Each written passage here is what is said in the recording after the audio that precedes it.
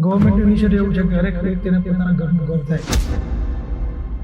Home loan અને mortgage લોનમાં શું તફાવત છે? હોમ લોન જનરલી છે ને, ઇન્વેસ્ટમેન્ટ કેવી રીતે કરવું જોઈએ અને ક્યાં કરવું જોઈએ? ઇન્વેસ્ટમેન્ટ છે એ અલગ અલગ જગ્યા પર આપણે કરી શકીએ. એસઆઈપી શા માટે મહત્વની છે? ઘણી બધા આપણે એસઆઈપી કરતા હોય 2000, 5000, 10,000 એસઆઈપી બરાબર.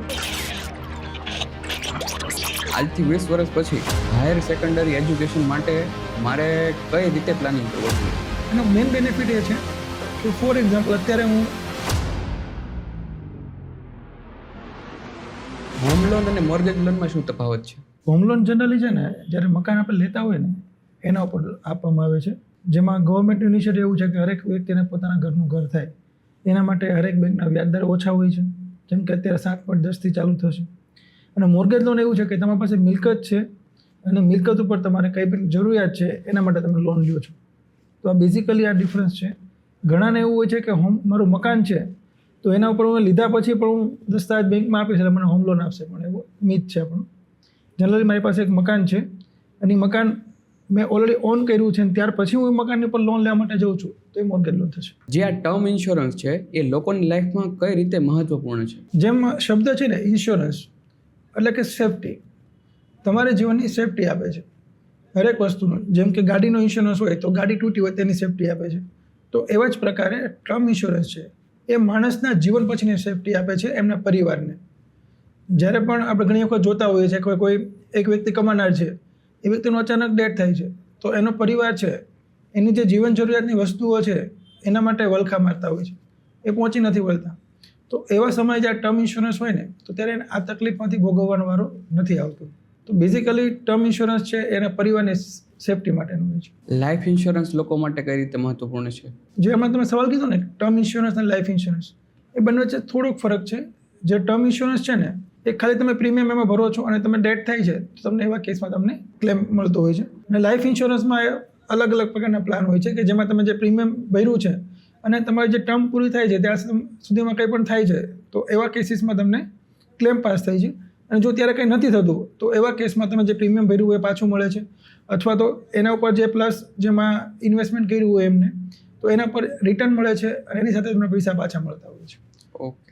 તો જ્યારે એ પર્પઝ તમારો ડિસાઇડ કરે છે કે તમારો પર્પઝ શેનો છે. ખાલી તમારે લાઈફ તમારે સિક્યોર કરવી છે અથવા કે તમારે અમુક સમય સુધી લાઈફ સિક્યોર કરવી છે, ત્યાર પછી તમારે રિટાયરમેન્ટ સિક્યોર કરવી છે તો તમે લાઈફ ઇન્સ્યોરન્સ લઈ શકો.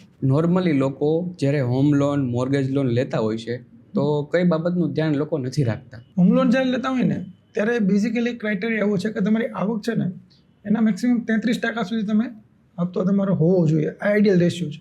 બેંક તમને 60-65% સુધી પણ તમને ઈએમઆઈ તમને આપે છે, પણ જ્યાં સુધી હું એઝ અ કેલ્ક્યુલેશન તરીકે જોઉં છું ને તો તમારી આવક હોય ને એના વધારે વધારે તમારે 30-35% હપ્તો તમારો જતો હોવો જોઈએ. એનાથી વધારે જાય છે તો એ થોડુંક એક બર્ડન તરીકે એક ટ્રીટ જેવું થશે.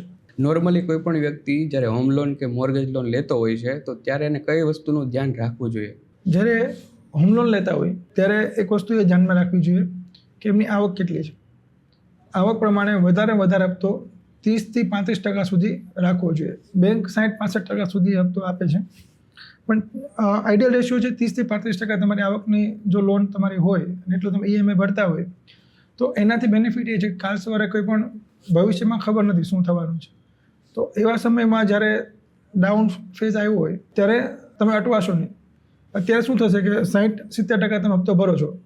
ફોર એક્ઝામ્પલ તમારી 50,000ની આવક છે અને તમે 35,000નો કે 32,000નો તમે હપ્તો ભરો છો તો વધ્યા તમારી પાસે 12,000 થી 18,000 રૂપિયા તમારી પાસે વધે છે.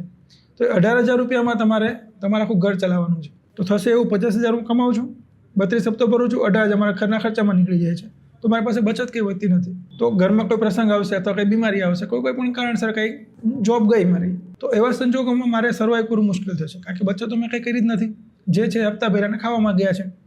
તો એ ટાઈમે 3-4 મહિના હું અગર જોબલેસ છું તો એવા ટાઈમે મારે ઈએમઆઈ ચડશે અને એકવાર ઈએમઆઈ ચડશે તો પછી એનું બર્ડન વધતું મારે એ કંપનીને સેલ આઉટ કરવા માટે પ્રોપર્ટી વધી જશે. તો એવા કેસમાં અગર તમે 30-35% ઈએમઆઈ તમે રાખ્યું હોય અને ત્યાર પછીને તમારે ઘરનો ખર્ચો 15% જતો હોય તો 50% તમારી બચત થતી હોય તો એવા કેસીસમાં તમારી પાસે સરપ્લસ અમાઉન્ટ છે કે કોઈ પણ સમયે તમારી પાસે જોબ નથી તો એવા ટાઈમે એ બચત તમે એમાં ઉપયોગ કરી શકો, સર્વાઈવ કરી શકો એ ટાઈમે. યસ. ઓકે. અને જે મોર્ગેજ લોન છે એ મોર્ગેજ લોન જનરલી એનો પર્પઝ ડિફાઇન તમારે હોવો જોઈએ. ઘણી વખત શું થાય છે કે મોર્ગેજ લોન પ્રોપર્ટી પડી છે, સસ્તા વ્યાજે બેંકમાંથી પૈસા મળે છે અને લઈ લે છે. તો એવા કેસમાં એની પાસે કોઈ ડિફાઇન હેતુ નથી હોતો, એની પાસે કોઈ પર્પઝ નથી હોતો કે મારે શેના માટે યુઝ કરવી છે. જ્યારે લીધી હોય ત્યારે બિઝનેસ માટે યુઝ કરવા માટે લીધી હોય, પણ બિઝનેસમાં એની હવે જરૂરિયાત જ નથી, તો એ પૈસા તેમ છતાં પણ લોન ચાલુ જ રાખે છે અને એ પર્પઝ શિફ્ટ થઈ જાય છે, કોઈ પ્રોપર્ટીમાં ઇન્વેસ્ટમેન્ટ થઈ જાય છે અથવા કોઈ ગાડી લઈ લે છે. તો જ્યારે એ પર્પઝથી ભટકે છે ને, તો ત્યારે એ લોન મારા હિસાબે બર્ડનરૂપ થતી હોય છે. જ્યારે પણ તમે કોઈ મોર્ગેજ લોન તમે લ્યો તો એનો હેતુ ફિક્સ હોવો જોઈએ, એમના વર્ષ ફિક્સ હોવા જોઈએ કે ભાઈ મારે આ હેતુ માટે જ મારે લોન લેવી છે અને આટલા વર્ષમાં મારે કમ્પ્લીટ કરવી છે. ફોર એક્ઝામ્પલ, મારે બિઝનેસ કરવો છે તો બિઝનેસ માટે મારે પૈસાની જરૂરિયાત છે, તો એના માટે હું મોર્ગેજ લોન લીધી. અથવા છોકરાને વિદેશમાં ભણવા માટે મોકલવાના છે તો એના માટે મેં લીધી. તો જે પર્પઝ છે એ પર્પઝથી સ્ટ્રિક્ટ રહેવું જોઈએ. કોઈ પણ લોન હોય છે તો એ પ્રાઇવેટ બેંકમાંથી લેવી જોઈએ કે ગવર્મેન્ટ બેંકમાંથી લેવી જોઈએ? ડિપેન્ડ કરે છે, બંને સારું છે. અત્યારે હાલમાં 2021 પછી નિયમ એવા આવ્યા છે કે હરેક બેંક જે NBFC સિવાયની કોઈ પણ બેંક છે, જેમ કે પ્રાઇવેટ બેંક છે, ગવર્મેન્ટ બેંક છે, એ દરેક બેંક રેપો રેટના આધારે તમારું વ્યાજદર ફિક્સ કરે છે. ફોર એક્ઝામ્પલ, અત્યારે રેપો રેટ ચાલે છે 5%. તો બેંકે તમને એક્ઝામ્પલ તરીકે 7.10% આપી છે, તો બેંકનું માર્જિન 2.10% બેંકનું માર્જિન છે. તો આવા કેસીસમાં બેંકનું માર્જિન જે છે એ ફિક્સ રહેશે, એમાં કોઈ બેંક ચેન્જ કરી શકશે નહીં. જ્યારે રેપો રેટ પ્લસ માઇનસ થાય એટલે તમારો રેટ ઓટોમેટિક પ્લસ માઇનસ થાય છે. તો પ્રાઇવેટમાં બી આ સિસ્ટમ છે, ગવર્મેન્ટમાં પણ આ સિસ્ટમ છે. તો પ્રાઇવેટ અને ગવર્મેન્ટમાં જે ડિફરન્સ સિલેક્ટ કરવાનો છે એ હું ક્યારે કરીશ કે ભાઈ મારું રેટ ઓફ ઇન્ટરેસ્ટમાં બંને વચ્ચે ફરક કેટલો છે. જનરલી 30 પૈસાની આસપાસ ફરક હોય છે. જો મારી લોન નાની છે તો એટલો મને ફરક નથી લાગતો, પણ મારી લોન 1 કરોડની આસપાસની લોન છે તો એવા કેસીસમાં મારે ગવર્મેન્ટ બેંકમાં જવું જોઈએ. નોર્મલી લોન અમાઉન્ટ હોય છે તેમાં ઇન્ટરેસ્ટ ઓફ રેટ કઈ રીતે હોય છે? ઓકે, જે એનો ઇન્ટરેસ્ટ રેટ હોય છે ને એ અત્યારે મેજર ઓફ બેંકમાં તે સિબિલના આધારે ઉપર નક્કી થાય છે. ઓકે, કે તમારો 800થી ઉપરનો સિબિલ હોય તો બેસ્ટ રેટ મળે, પછી 750થી 800, 700થી ઉપર, 700થી નીચે જ્યારે સિબિલ સ્કોર જાય છે ત્યારે એવા સંજોગોમાં લોન મેળવી થોડીક ટફ વધારે રહી છે, કારણ કે આગળની એની હિસ્ટ્રી એ પ્રમાણની હોય છે જેના કારણે 700થી નીચે સ્કોર ગયો હોય.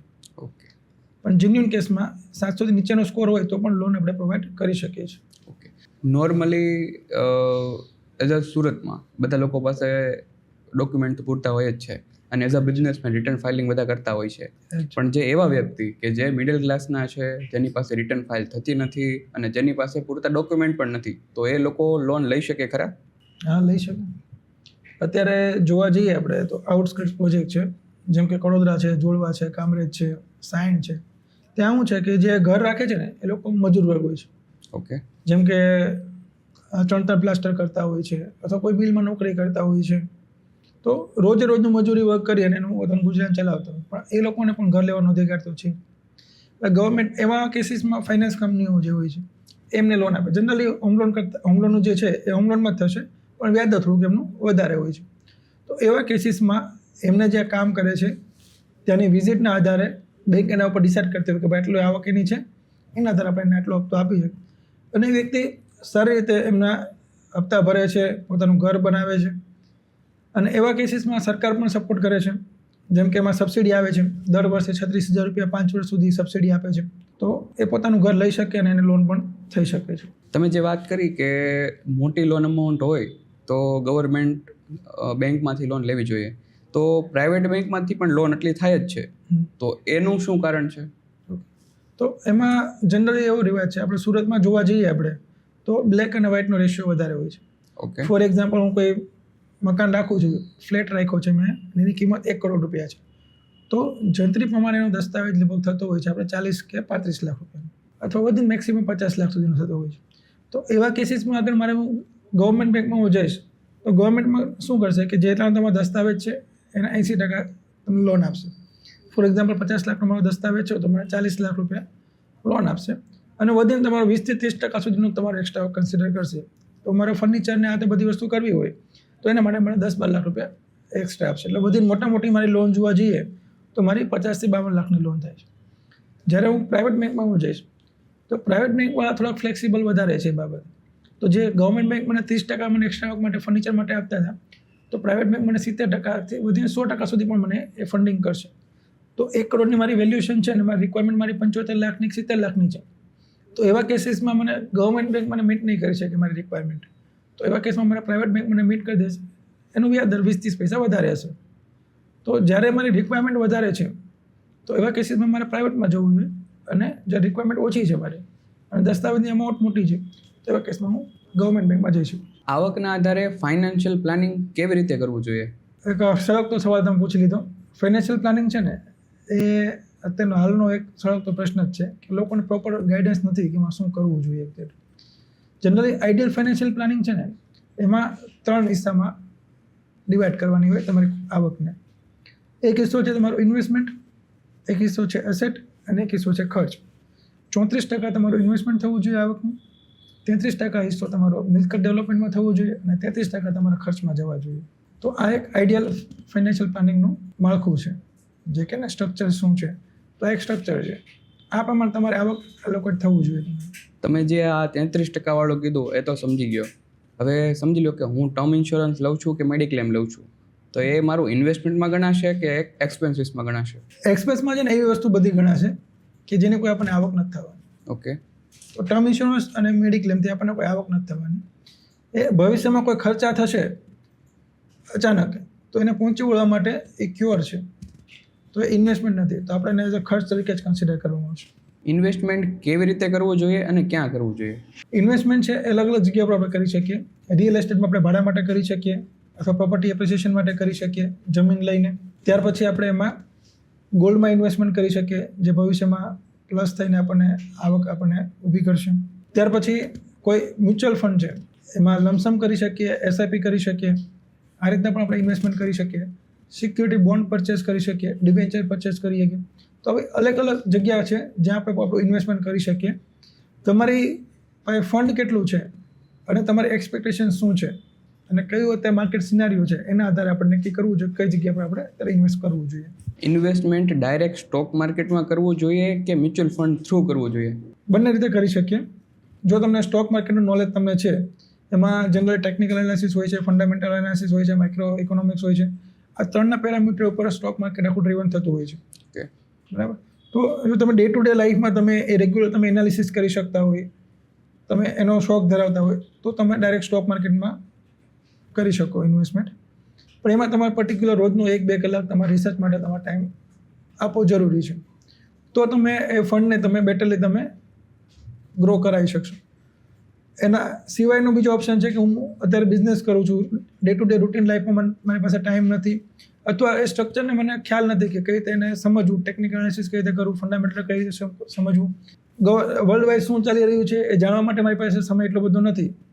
તો એવા કેસીસમાં મારે મ્યુચ્યુઅલ ફંડ થ્રુ મારે જવું જોઈએ. ત્યાં એના એક્સપર્ટ હોય છે, એ એક્સપર્ટ એ બધી વસ્તુ રિસર્ચ કરીને એના ઉપર એના ઇન્વેસ્ટમેન્ટ કરતા હોય છે, કઈ જગ્યા પર ઇન્વેસ્ટમેન્ટ કરવું એ જોતા હોય છે. તો બંને બેનિફિટ છે. સ્ટોક માર્કેટમાં તમને વધારે નોલેજ હોય તો તમને એમાં તમે રિટર્ન વધારે લઈ શકો. એના કમ્પેરમાં તમને મ્યુચ્યુઅલ ફંડમાં એટલું ઓછું છે, પણ ત્યાં રિસ્ક વધારે એટલું બધું નથી, કારણ કે અલગ બહુ મોટું રકમ ત્યાં ભેગી થતી હોય ને એ ઇન્વેસ્ટમેન્ટ થતી હોય છે.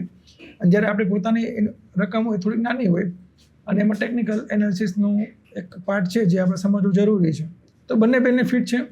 જ્યારે તમારી પાસે સ્કિલ હોય તો આ વસ્તુ કરી શકાય સ્ટોક માર્કેટમાં. તો મેજર ઓફ ટાઈમ એવું થતું હોય છે કે ડાયરેક્ટ સ્ટોક માર્કેટમાં ઇન્વેસ્ટ કરતા હોય તો ત્યારે પૈસા ડૂબવાના ચાન્સીસ પણ વધારે થશે, જ્યારે મ્યુચ્યુઅલ ફંડમાં એ રિસ્ક બહુ ઓછું છે. તો જ્યારે તમે સ્લોલી ગ્રોથ કરવા માંગતા હોય, ધીમે ધીમે ગ્રોથ, અને તમે બિઝનેસ લાઈફ પણ તમે તમારી મેન્ટેન કરવા માટે માંગો છો, તો એવા કેસીસમાં હર મહિને તમે ઇન્વેસ્ટમેન્ટ કરી શકો મ્યુચ્યુઅલ ફંડ થ્રુ. એસઆઈપી શા માટે મહત્વની છે? એસઆઈપી એના માટે જરૂરી છે. જનરલી ઘણી વખત આપણે એસઆઈપી કરતા હોય 2,000, 5,000, 10,000 એસઆઈપી, પણ પર્પઝ ક્યારે ફિક્સ નથી કરતા કે મારે કયા પર્પઝથી મારે કરવી છે. રાઈટ. જનરલી એસઆઈપી છે ને એ ભવિષ્યના ખર્ચના આધારે મારે કરવાનું હોય છે.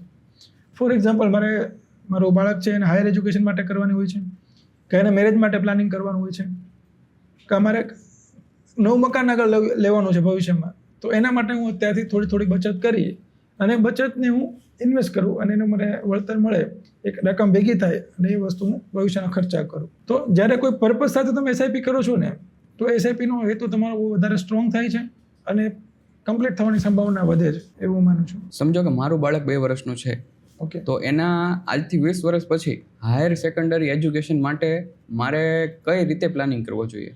બે ઓપ્શન એમાં બી છે કે તમારી પાસે બીજું જે અત્યારે તમે રૂટીન તમારું છે એના સિવાય તમારું ફેમિલી બેકગ્રાઉન્ડ બહુ સારું એવું સપોર્ટિવ છે, તમારી પાસે ઓલરેડી વધારે ફંડ છે, તો એવા કેસમાં તમે મ્યુચ્યુઅલ ફંડ થ્રુ તમે ઇન્વેસ્ટમેન્ટ કરી અને ગ્રોથ માટે તમે એ વસ્તુ કરી શકો. ઓકે. પરંતુ અગર મારું ફેમિલી બેકગ્રાઉન્ડ એટલું સ્ટ્રોંગ નથી તો એવા કેસીસમાં મારે ચાઇલ્ડ એજ્યુકેશન પ્લાનમાં મારે જવું જોઈએ.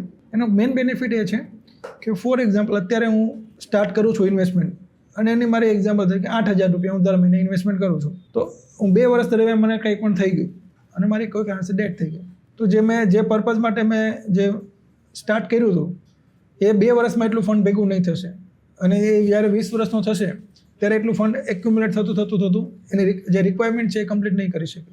પણ જ્યારે મેં ચાઇલ્ડ એજ્યુકેશન પ્લાન લીધો હશે ને તો 2 વર્ષ પછી મારું ડેથ થશે ને તો ત્યાર પછીના જેટલા પણ ઇન્સ્ટોલમેન્ટ જે ભરવાના આવશે એ ઇન્સ્યોરન્સ કંપની ભરશે અને જે ટાઈમે એક્ઝામ્પલ તરીકે 20 વર્ષ એમની જરૂરિયાત છે તો 20 વર્ષની જરૂરિયાત જે ટાઈમે છે ત્યારે મેં જેટલું નક્કી કરેલું છે એ ફંડ મારા બાળકને મળશે અને એનું એજ્યુકેશન પર્પઝ સર્વ થશે.